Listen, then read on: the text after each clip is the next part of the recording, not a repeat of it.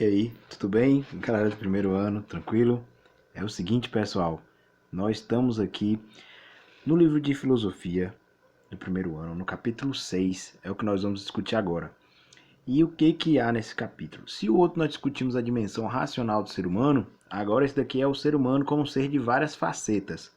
Ou seja, é o ser humano em várias de suas perspectivas filosóficas da modernidade. Então, como o ser humano agora vai ser compreendido? Se no mundo antigo, na Grécia, o ser humano era entendido como um ser racional, que sua particularidade era a sua consciência, sua razão, agora nós vamos ter filósofos da modernidade que vão interpretar isso em outras perspectivas, mas que também são muito interessantes e constam na filosofia até hoje, né? Faz parte da história do pensamento filosófico antropocêntrico, ou seja, pensando a dimensão humana. E aí nós vamos ter um capítulo que ele trata de Pascal, de início. Então, esse capítulo ele trata, por exemplo, na visão de Pascal, que o ser humano ele tem uma visão dualista, ou seja, o ser humano ele tem uma dimensão que se aproxima meio que do divino e outra que se aproxima do mundano, ou seja, daquele mundo animal. E isso traz a ele uma visão de conflito. Então, para ele, é entre o finito e o infinito. O infinito é aquela próxima visão de Deus, do sagrado, né? Onde Deus é a imagem e semelhança, e a outra seria a visão de o ser humano animal, aquele que tem seus instintos, que tem suas sensações, os seus prazeres.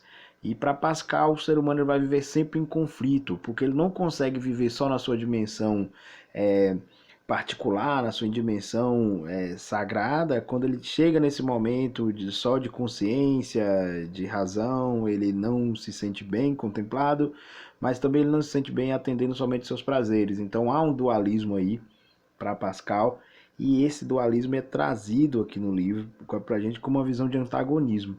Então, ele diz que só há uma forma do ser humano de fato conseguir ter uma paz. Essa paz aí seria ele buscar o conhecimento do coração, já que nem a sua razão pura traria essa felicidade, assim também como nem a sua a sua forma de buscar, né, saciar os seus prazeres também trariam essa forma de prazer, né, de satisfação.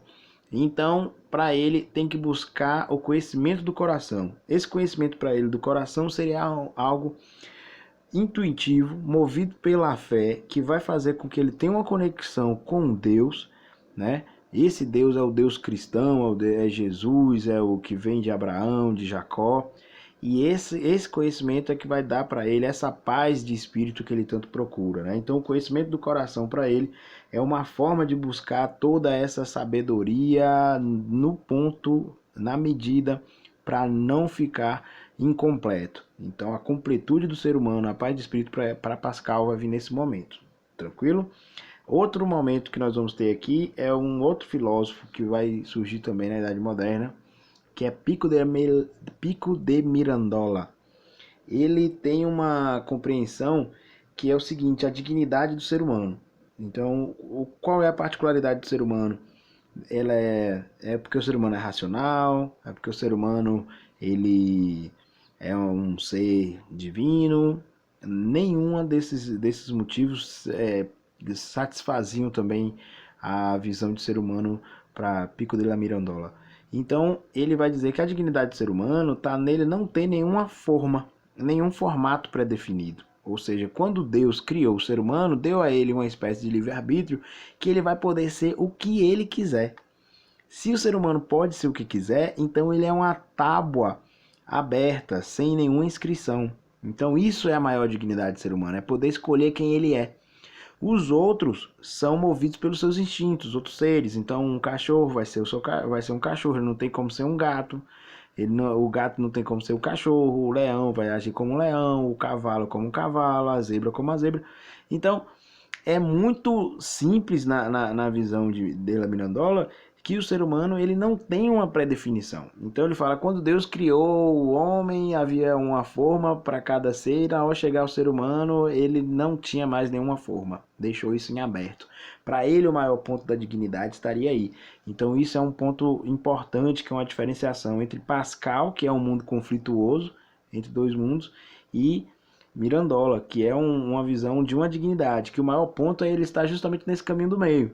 Os anjos não seriam tão perfeitos, não seriam tão interessantes quanto o ser humano, porque os anjos eles não erram, eles não têm capacidade de liberdade para escolher o que eles são. Eles também são meio que presos igual aos animais. Então os dois extremos não são livres e o homem, por estar nesse ponto de equilíbrio, ele pode escolher o que ele quer. Desde ser mais próximo aos anjos, mais próximo aos animais. Então isso é um ponto interessante também para a gente observar. Vai ter também Max Scheler, ele vai falar do ser humano enquanto um ser de espírito. Então ele vai falar de uma trindade que vai vir aí. Na visão de Max Scheler, vai existir o ser humano na parte corporal, ou seja, a parte física, na parte sensorial. Tem a parte racional também, que é uma parte que vai construir o seu intelecto, a sua razão. Porém, tem um meio termo aí. Porque como é que o homem é só razão e o homem é só corpo? Então tem que ter algo que una esses dois, onde tanto a sua consciência, a sua racionalidade dialoga com o corpo. Para ele, esse aí é o nome do espírito. Então o ser humano ele seria essencialmente espírito. Um campo que interconecta tanto a parte corporal, a parte dos sentidos, né? Até a parte intelectual, a sua percepção, que seria mais ou menos a sua alma. Então esse espírito ele vai ser a junção dos dois. Isso daí é o ponto chave na visão de Max Scheler. Não esqueça isso também, porque nas atividades, nas avaliações, isso vai constar, tudo bem? E aí tem Ernest Cassirer. Ele tem uma visão que é o ser humano como um animal simbólico. Um animal simbólico, na visão dele, é porque a diferença do ser humano não é simplesmente sua capacidade de raciocinar, um animal racional. Isso não dá uma essência para ele. A essência do ser humano para ele é a capacidade de dar significados às coisas. E significado vem de signo, e todo signo é um símbolo. Então, no momento que eu estou falando com vocês aqui, eu estou usando signos que nós decodificamos e interpretamos. Então, eu consigo emitir uma comunicação, uma informação, vocês conseguem receber. Isso daí é feito através de signos. Eu associei um som que é o A, associei ele a um símbolo. Com qualquer lugar que eu coloque um A, vocês vão reconhecer, desde que vocês tenham a decodificação desse símbolo. No mesmo momento, nós também decodificamos os sons, unimos esses sons para significar alguma coisa. Então, quando eu chamo uma cadeira, um computador, um celular, isso daí foram signos que a gente identificou.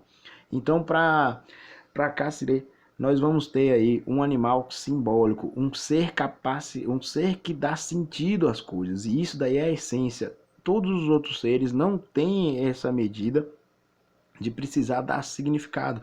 E o ser humano não conseguiria viver sem isso, sem essa capacidade de dar símbolos. Então, para ele tem três formas, que seria o mito, né? A primeira forma de você dar significado às coisas, de você dar um sentido às coisas da forma que ela existe. Depois vai ter a linguagem, que é a forma também de você estabelecer uma comunicação através de signos e significantes para poder estabelecer uma comunicação. E aí ele vai também estabelecer a ciência como uma capacidade de agora buscar dar sentido às coisas. Então a própria ciência seria uma forma simbólica de conseguir interpretar a realidade através de signos. Então aí nós vamos ter desde a parte da física, da química, da biologia, tudo isso são signos e significantes para que o ser humano ele consiga interpretar o mundo e poder dar sentido e viver ele. O ser humano seria incapaz de viver sem ter sentido e ver sentido nas coisas. É isso, galera, um pequeno resumo aí da discussão.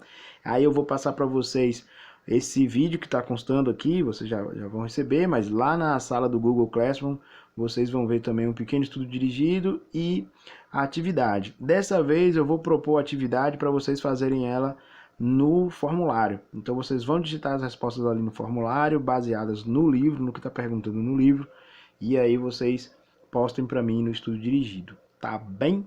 É isso, eu espero aí que tenha facilitado a discussão para responder as atividades também. Qualquer dúvida pode entrar em contato. Nós vamos ter um momento que vamos nos encontrar para debater essas ideias durante a semana. Ok? É isso, valeu galerinha, grande abraço, até mais.